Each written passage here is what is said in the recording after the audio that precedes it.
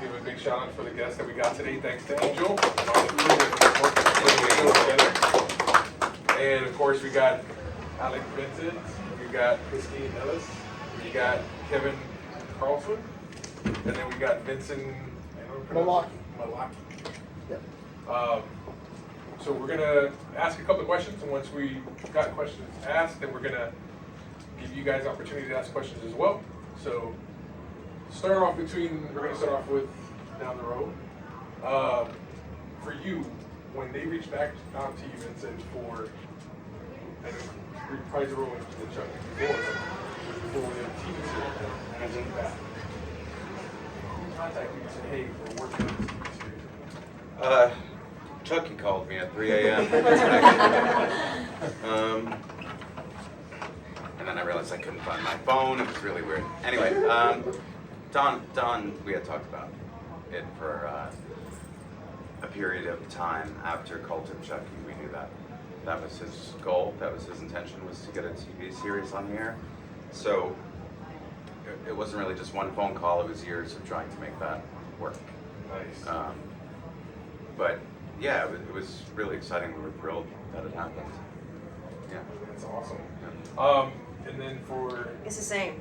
Same answer. I did a cameo at the end of Carlton, so I knew that it was being teed up for the show. So it was perfect time.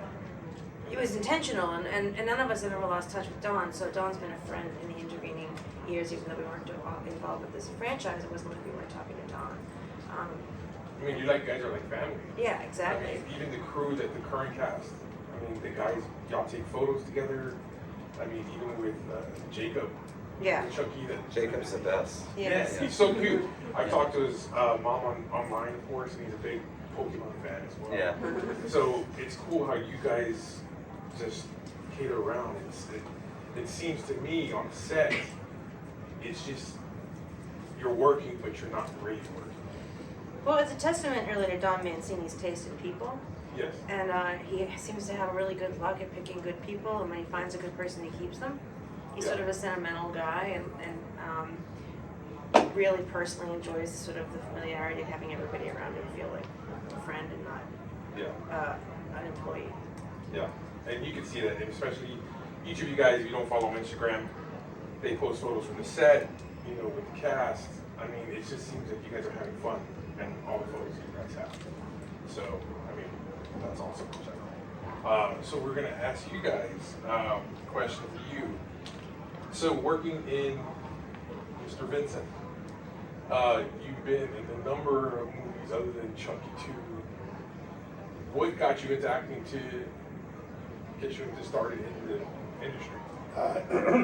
In the business, I honestly had no direction in life. I was working as a janitor and in Pittsburgh, and I didn't know what to do with my life. And I was watching And Justice for All, true story. And I saw Al Pacino, and I said, maybe I'll do that. And I gave my 2-week notice at the hospital that I was working at. I went to community college, and I had to take a whole bunch of remedial courses because I did so poorly in high school. I graduated with B average, and I worked my way up, and I got better grades, and I went to Penn State, and then I ended up getting great grades, and I went to an advanced training program in San Francisco, and did well there, and that's how I started working as an actor professionally. So when you got cast for Chucky, they told you when you're part of your script, the eye is popping out. How was it getting prepared for that, that scene and all that? Was it kind of different compared to your other acting where special effects and stuff like that? It was great, because I had always wanted to do a horror film. Oh, I mean, literally, I don't say this because I'm here. I had always wanted to do a horror film, and this is the irony, was I got the audition, and I had a roommate at the time, and I came home, and he worked at a place called Video Active. It was a videotapes. And he used to get these videos, and he goes, "What do you got there?" He was kind of a weird guy. And he goes, what do you got there? I said, oh, I got this script for this movie, Child's Play 2. And he goes, I just brought that Child's Play home. And so I watched the first one. And I said, oh, wow, okay, so I get it, I understand. So I met with the casting director, and she said, she was a fan of mine. She said, okay, so you're going to meet with the director in a couple days. This is what I want you to do. You just keep it simple. And so I did what she told me to do. And I met with him, and he had me do it a couple times. And you know, the rest is history, you know. Yeah, you've gone on to do other acting gigs and big shows as well. I mean, Yeah, I've been very fortunate, yeah. no, and that's the thing, getting in this industry, it's a big gamble, it's a big risk you take, you know, and I'm pretty sure it's scary, quitting your job. It's not easy, you know what I mean? Like, it takes something that you really want to do to make you drive to do that. And congratulations to being parts of the big iconic TV shows as well. It was great though. I ended up, like my second feature that I did, I worked in Kansas City. Jeffrey Tambor was in Justice for All as well. And like Jeffrey, the first night I got there, they shipped, I was there for like 3 weeks, and the first night I was there, they had this big dinner for all of us. And I sat across from Jeffrey Tambor. And we're talking, and I said, you know, it's funny because you're kind of part of the reason why I got into this business. And he goes, what do you mean? And I told him, you know, I said, and I told the story a little bit. And he goes, well, you never know who you touch. Yeah. I mean, it is true. I mean, as an actor, you guys take a big role in affecting us fans. So you draw us in, and you take us away from day-to-day life and enjoy a movie for an hour. And then your acting skills make us fall in love with this character. So I think from a fan's perspective, that's what I love about movies, that takes us away. Now for you, sir, you've worked on Beetlejuice. How did you take your puppeteering from Beetlejuice and interacting to Chucky? Well, puppeteering is, we're actors, but you don't see our faces, so Yeah. it's like I can go to a restaurant and not be bothered. But no, with Beetlejuice, I was hired by, I forget the builder's name, who we were doing the snake, the banister sequence, and it was an aluminum frame. Didn't have the face on it. And they said, yeah, we're going to put the face on it. So we were puppeteering an aluminum frame and getting the movements and everything. So it was a team. And most of the time with feature films like Chucky, there were 6 of us puppeteers working the face and the arms. And so it's an ensemble kind of thing that we do. Teamwork, yeah. But of course, I've been able to eke out a living as a puppeteer in the business. And I actually created and produced and played Timmy the Tooth. Do you remember Timmy the Tooth? Yeah, that was back in the 90s, I guess. And yeah, I've been able to eke out a living.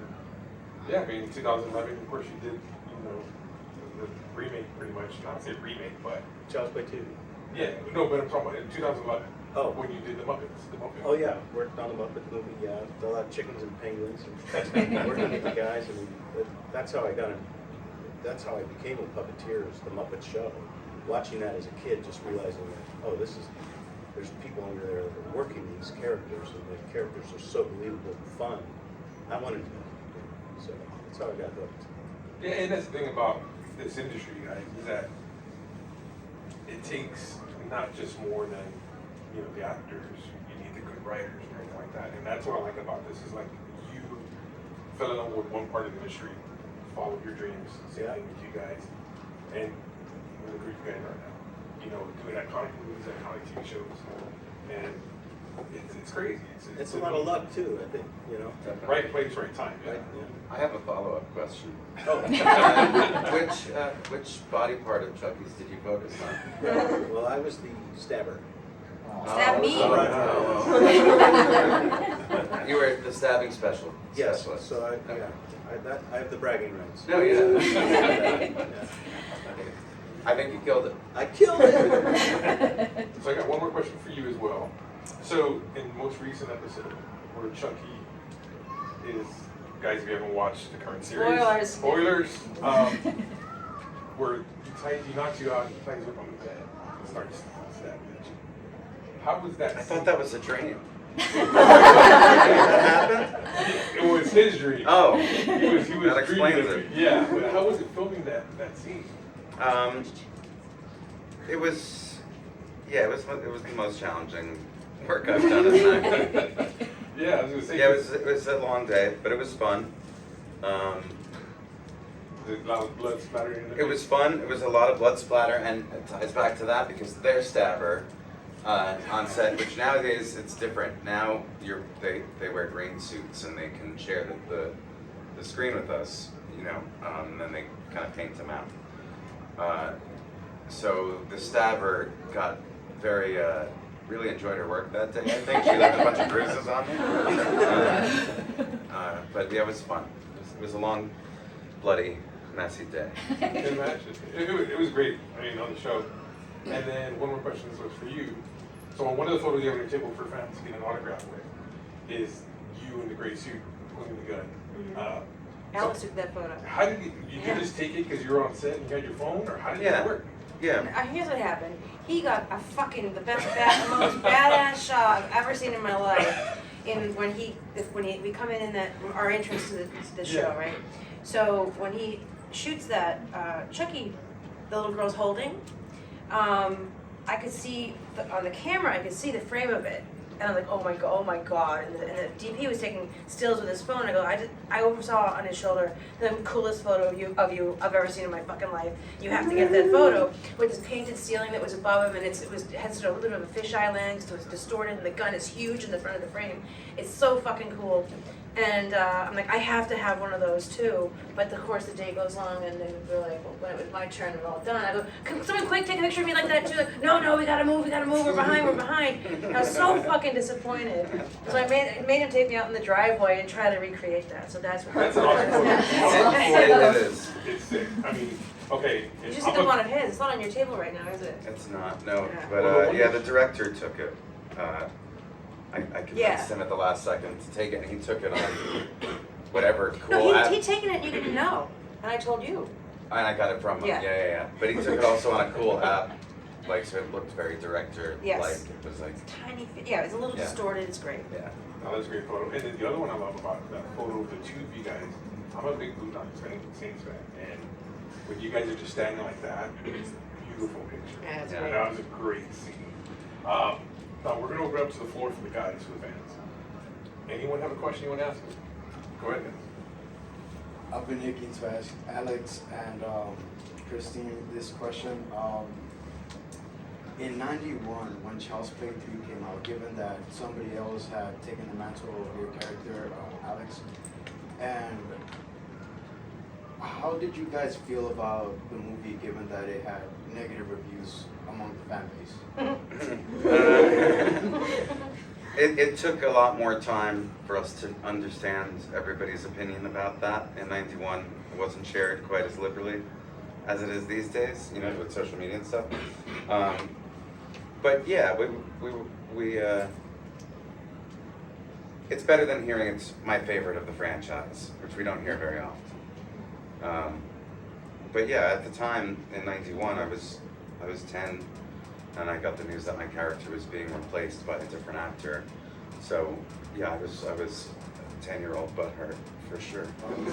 I was 25-year-old butthurt. Yeah. So yeah, it was disappointing. I mean, it's a rare thing to get a job that has the traction that even had at that point. Let alone who knew how long the traction would stay engaged. But it was really disappointing.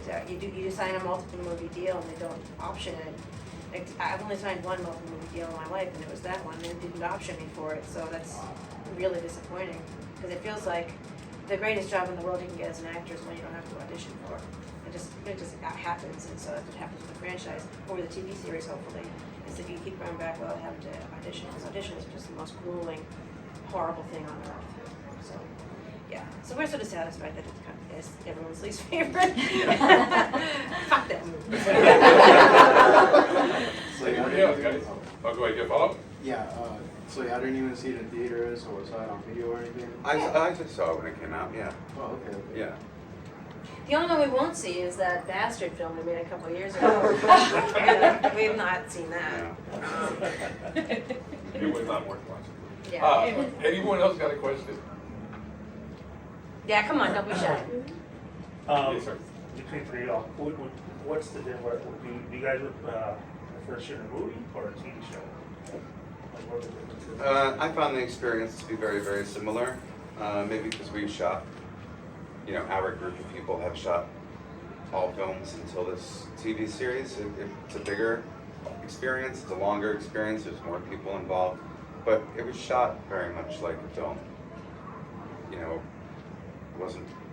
don't think it was a typical television filming experience, certainly not like a network show. There's no difference in it whatsoever. On the set, whether it's going to be a TV show or a movie, there's no difference in your experience on set shooting it. The difference is, hopefully with TV, you work for a longer period of time, which is, as an actor, also again a gift because it's hard to get work as an actor. But what's changed really since Child's Play 2 is back then movies were the prestigious thing to do and TV was sort of the bastard child of it, and you couldn't do both. If you kind of were a TV actor or a movie actor, there was no crossover really. And movies were still being made that weren't just all blockbusters, so there was great storytelling happening in movies but not on television. That's completely shifted. Movies are bullshit, fucking blockbusters, candy, and the important storytelling is happening in TV and cable in particular. I'll also just add quickly that the experience of watching it was what was intensely different. Week to week with the fans and everything. Yeah. We're seeing it for the first time each week that the fans are seeing. I mean, there were some cases where we saw things first, but for the most part, we're having that experience with you guys week after week. And that was very, very cool. Do you guys agree with what I said? Yeah. You don't have to. No, I don't. But I do in the sense, especially the sense that, there's all that crossover. Remember, it used to be, hey, I do movies. Or, oh, that's a TV or commercial. Right. It's like Bruce Willis does commercials in Japan, he doesn't do it here, that sort of thing. But there's also a thing where, like, when you do TV, it's really great when you go to a set that's been humming for a while. It's a family, right? If you're doing a guest spot, like you do like a show like Seinfeld, when I was lucky enough to do.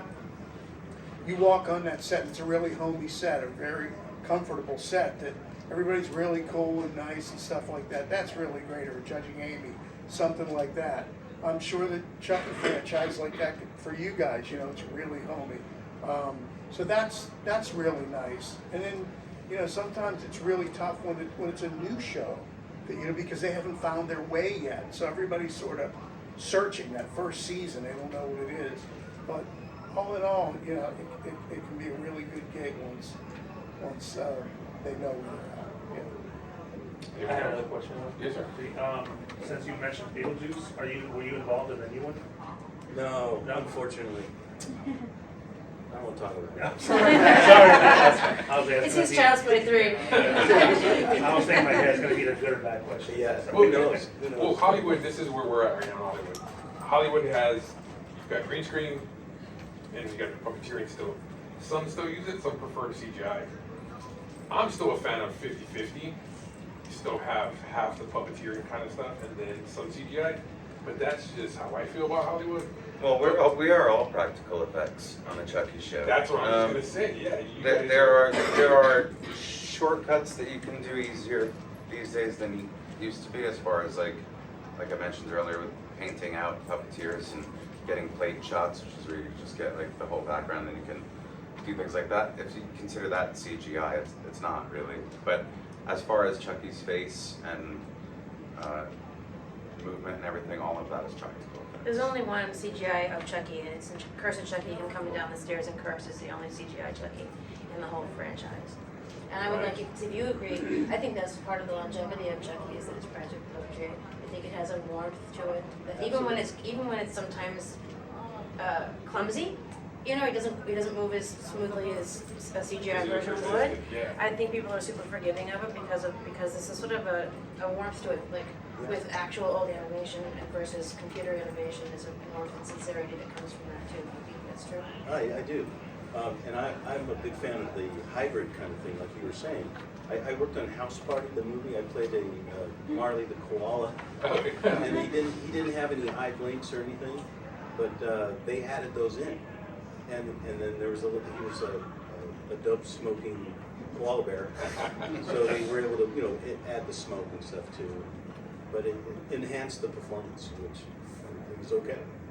Yeah, no, I agree with you. That's the thing, and that's the thing. One of the things that one scene you were talking about, the dream scene, and you can see where they take you out, of course, and you see the face is basically makeup. I mean, a mock of your face. It was a head that they made. They came and did a whole casting of my head. Was that a thing? Honestly, I was pretty anxious about it because I never did anything like that before, and you're in it for about almost an hour. You know, with your eyes shut and everything. It's like just, you have little holes to breathe out of.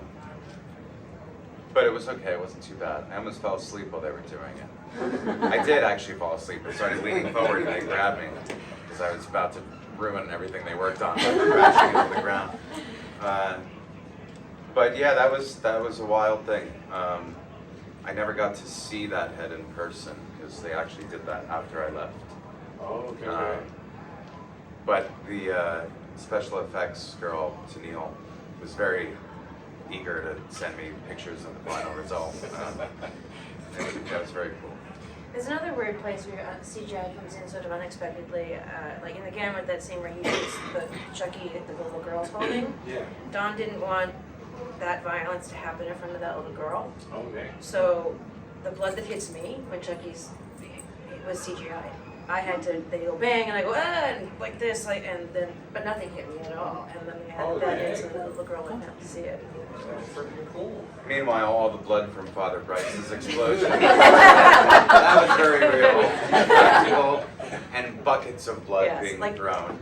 Unceremoniously, boom, in the face. And because I had a very expensive Hollywood wig on that they didn't want to get bloody, I got to hide kind of behind Kyle. So everybody was drenched in blood, and I was like... There's a picture on my table of me covered in that blood. Yes. And Father Bryce. Yeah. That's nice. That's a cool photo. I like that one. It's kind of like, you just got to bathe. Yeah. Does anyone have any questions? I have a question for Alex. So this is my third year getting to talk to you, and every time I've asked you this, what's your favorite death scene? Is it still from season 1 With Bree. Bree's death in season 1 was epic. It doesn't even describe it. I thought it was an incredible one. But I'll give you a new one that I like since then. I think we're in agreement on both of these. So It's the chainsaw Chucky in the finale. Oh, yeah. Just seeing his legs kick while he's hanging.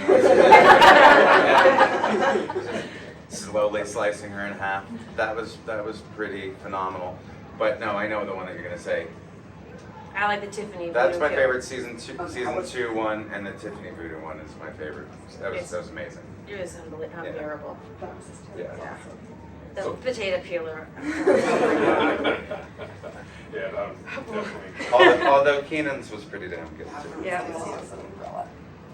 So, of course, how many of you guys caught that the court scene? It says it was in Austin. Yes. But it's the been- Bexar County Courthouse. Yeah. You guys know that? No. So, in the court scene when she's getting, they're putting her for prison or whatever, they say, it says Austin, whatever, Texas, whatever. Yeah. Well, the photos they actually used is of the San Antonio courthouse.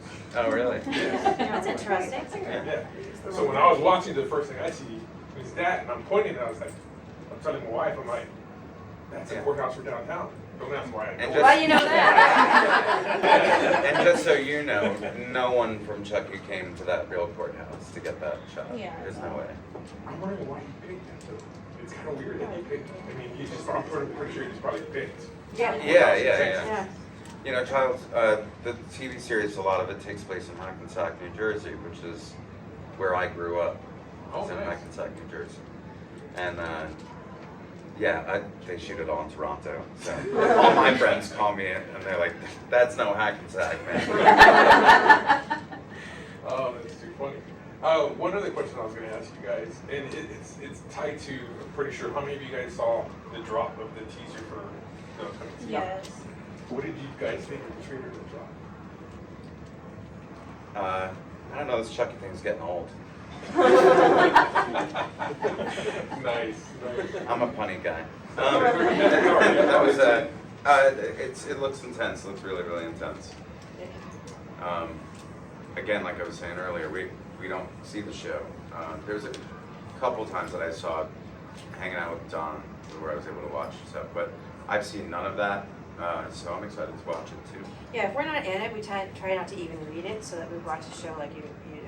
Yeah, and that actually is the case for these next 4. I didn't even read any of it, so I'm getting as surprised as you guys are. Any other questions? So is it ending after this season, or y'all still don't know yet? I don't know. Nothing.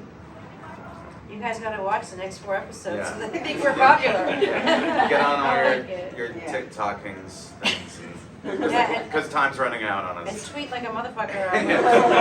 Live Yeah, tweet. do all those things, because all that stuff helps. So we'll see. So I got one more question as well for Kevin. So people who watch Pee-wee's Playhouse, because I'm an old man here, how was it working on Pee-wee's Playhouse? Oh, that was like the beginning of my career, really. I mean, I got started, got on the map. It was great because Paul was so great. He was very mild-mannered, you know. I played Conky the robot, which gave the secret word. So Paul would say, "Okay, Kevin, so if you could just roll Conky on here, and take the secret word." Great, you know. And then I'd watch him because we were shooting 16 mil, and the camera has to speed up. So during the camera speeding, it took a lot longer than you'd see. And he would wind himself up with the big Pee-wee because he's very mellow too. Yeah. And then all of a sudden he, you know, and so it was fascinating. And for me, it was great because I was in Conky, in the center of the playhouse. And I got to kind of learn the business and see how the lighting director would do stuff. And there was one time when I couldn't take the helmet off myself. You know, I needed a dresser. And I would just sit as still as I could because the metal bars and stuff, it was not very comfortable. So I would just sit really still until I had to move. And one of the lighting directors comes, or one of the electricians comes over with dulling spray, which is really potent, to dull up the mirror of Conky's face. Yeah. But I was in there.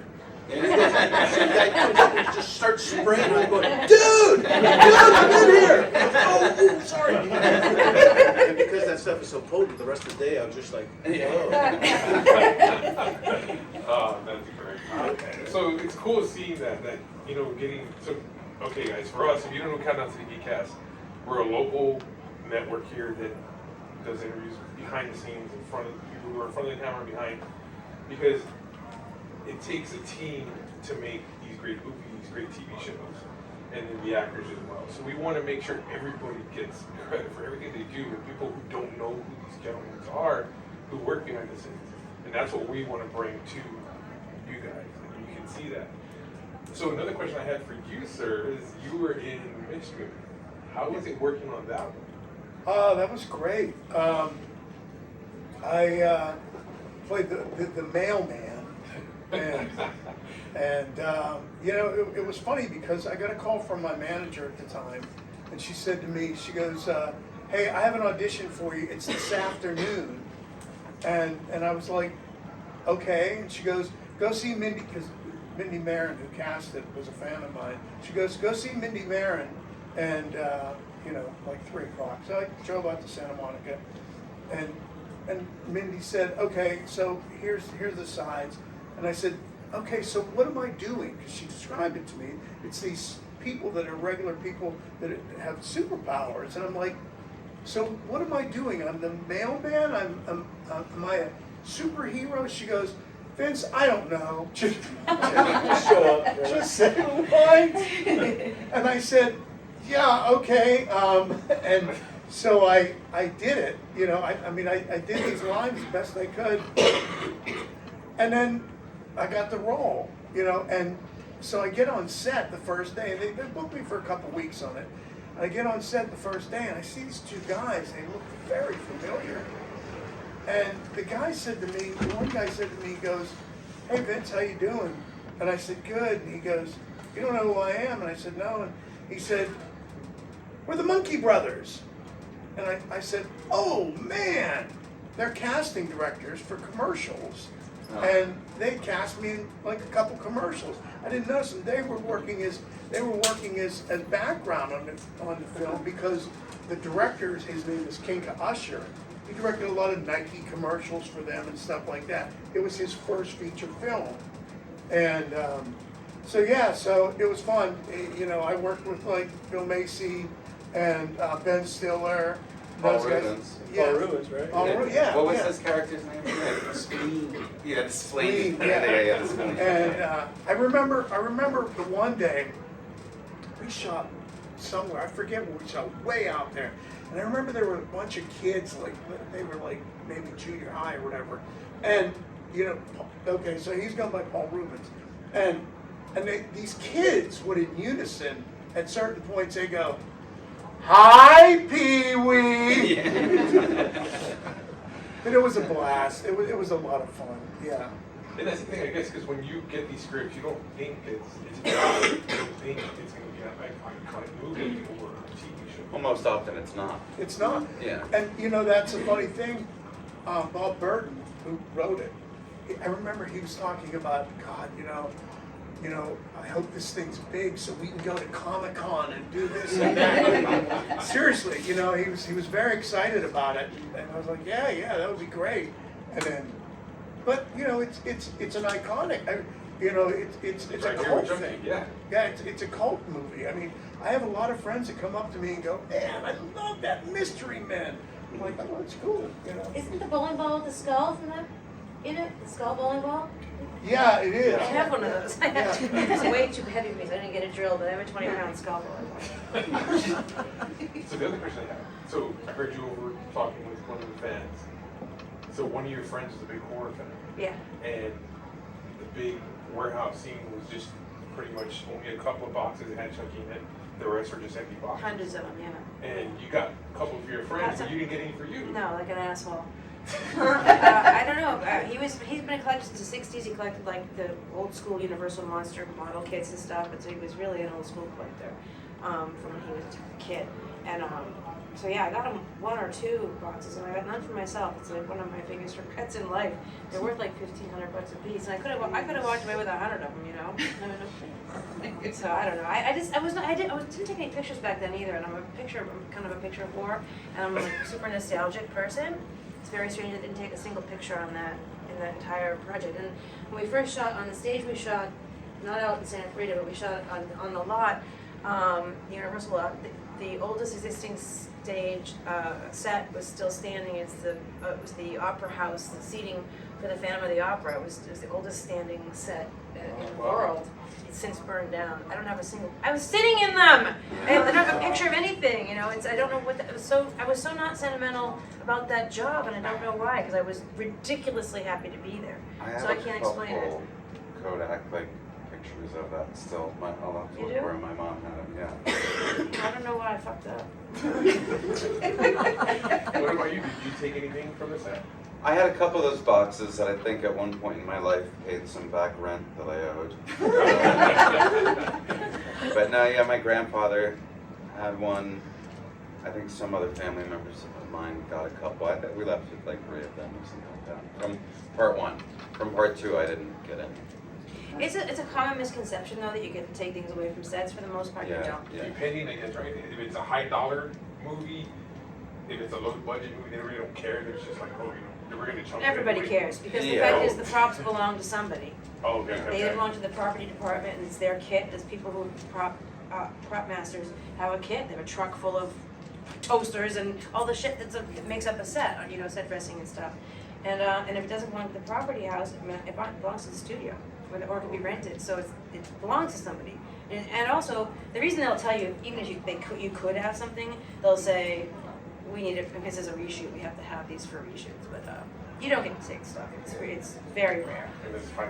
We did a whole Yeah. whole bit on for the promo of the TV series where they asked us all, what's something you stole from set? My And great all the one- kids answered, and all the adults were like, nothing. The best thing I ever took home from set was Jason Priestley. That's a score. Well, I lived with him for 5 years, it wasn't like it was a scandalous thing. So, okay, before we end this question, so a lot of people don't know, she was also in ER. How was it working on that TV show? ER? It was great. I got the job primarily because I was literally the last person that read for the role, and I got it because I had a recurring role in China Beach, and China Beach is the same producers and writers and same showrunners, and so they read everybody in the city of Los Angeles for that part, and I read for it at like 11 o'clock in the morning on a Monday. I came back at 5:30 on that Monday to do a chemistry test with Noah Wiley. Noah Wiley was too busy to do the test, so I did it again alone. And I got the job at 7 o'clock, and I was on set at 7 o'clock the next morning. Wow. And it was like, do one episode, and if it goes, same with 90210, if you do one episode and it goes well, we'll give you more. And so it went well with both, unfortunately, and I did the whole season 2. So I have to work with George Clooney. Yeah. It was a great show, and it's one of the best written shows of all Oh, time. it so. was, I'm a big TV buff, movie buff, and that show to me is still the greatest medical drama. Yeah. On top of Scrubs.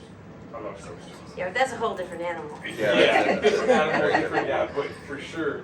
Now, the other question I have for you, sir, I heard you like bands, or one particular I band. like bands. I like music, guys. Yes. I'm weird, I know. No, yeah. Are you talking about 9 Inch Nails? Yes, sir. I heard you had a collection of t-shirts. I have I left with more than just a t-shirt. Yeah, I've seen that band quite a few times. Tell them how many. Well, how many? 77. So, and that's the thing. One thing about us is we want to know each person has a geek side in some form of fashion. Yeah, I have Either music. Music isn't geeky. There's nothing geeky. Well, no, it's not about it. geeky, but it's a love. That's Yeah. kind of a collector. Collector kicks VHS movies. People watch unicorn toys. That's kind of a love that you. Absolutely. I would characterize it as an obsession personally, but we all have those too. But no, yeah, I think it's the greatest love. Oh no, thing I of agree all with time. you. So I agree with you it's 100%. really good. Yeah. Had you had a chance to meet the band? Yes. Yeah. So did you geek out meeting That's an understatement. Sir. I didn't want to talk about it. Okay. That's how uncomfortable I am still about it. Okay. So what is your No, it went well. Yeah. your what is it that you take your time that takes you away to relax? Cooking? Dogs. Cooking Nice. and dogs. I Not. collect books though. I don't cook dogs. I have a vegan cooking channel on YouTube. If you go to videovegan.com, there's a vegan cooking channel there, like 150 episodes, and not a single dog died to make it. No. But I do dog rescue too. I successfully fostered and got 15 dogs adopted out, and I saved 5 myself. They're like family. Dogs is They are. and, yeah, they are family. And sir, for you too, what do you have? What is your love that you like to do when you're not working, or that you focus on that relaxes you and makes you feel good? Well, I mean, it's sort of tied into the business, but it is a relaxation for me. It's writing. I really enjoy writing, and then other than writing, I really like walking. Yeah.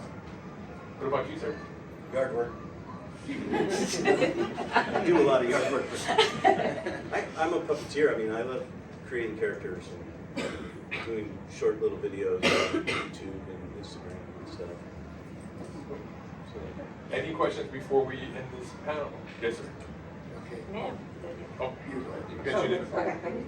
So this is for Kevin. So, of course, we knew you were in childhood. We didn't realize till we got here and saw your banner yesterday that you also did your house mouse, which is cool. She grew up with the movers, and she's grown up to be a sports and entertainment photographer, so she actually stayed in touch with the movers and shot their last Texas concert. Yeah. They're great guys.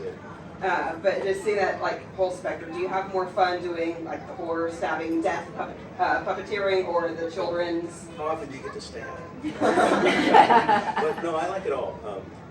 I was a chicken McNugget at one point for a commercial, and I like to brag about that because it's fun to work as food instead of work for food. All right, Chief, what about yourself? Alex Vincent and also Mr. Vincent, because you did say that you really wanted to be in a horror movie. For Alex Vincent as well, given that you were a child whenever it came out, what horror movies had you seen at the time? What were some of your favorites as a child? And what are some of your favorite horror movies as an adult? And for you too. When I was a kid and I got the first film, I knew that Chris Sarandon was in it, so I saw Fright Night before making Child's Play. And I loved it. That was like my favorite horror film as a kid. I watched that one a lot.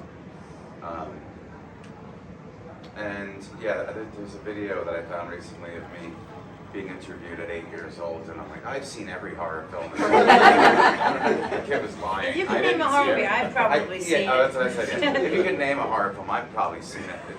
It's the furthest thing from the truth. But yeah, that Fright Night was my favorite as a kid, and The Shining is probably my favorite horror film ever. Oh, nice. I appreciate you guys for taking the Wait, time. didn't you want to answer too? Yeah. Oh, yeah. I love The Exorcist. That's mine too. Yeah. Real? Yeah. Yeah. I love The Exorcist. Hands down. A little bizarre trivia thing. I was an extra on the Jay Giles Band's video for the Fright Night, the theme song. Oh, yeah? Yeah. It's on. You can see it really Oh, carefully. yeah. You can see like a big wrist of bracelets. Like, that's all. Cool. All right, guys. Well, Thank you guys for coming. Yeah, thank you. We appreciate you. Yeah. Thanks a lot.